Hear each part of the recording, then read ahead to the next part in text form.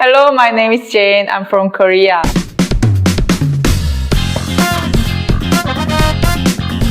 As for me, I had many challenges while studying English, but I want to say the most difficult thing that I struggle with forming sentences correctly. I couldn't express my ideas fluently and continuously. I overcome these problems with the help of my teachers. They taught me strategies and encouraged me always. Before I came here, I never tried writing in English, so my first level was beginner. However, after 2 months, I was able to get intermediate level. This happens because of my teacher's assistance. I learned how to organize my ideas, use advanced vocabulary, and write relevant answers. It makes my skill much better. When it comes to my improvements, I would say first is my confidence.